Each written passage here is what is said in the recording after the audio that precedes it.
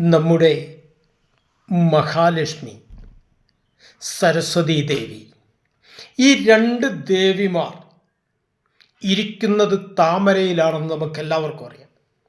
താമര കിടക്കുന്നത് വെള്ളത്തിലുമാണ്. എന്നാൽ ലക്ഷ്മി ദേവിയും സരസ്വതി ദേവിയും താമരയിലല്ലേ ഇരിക്കുന്നത്?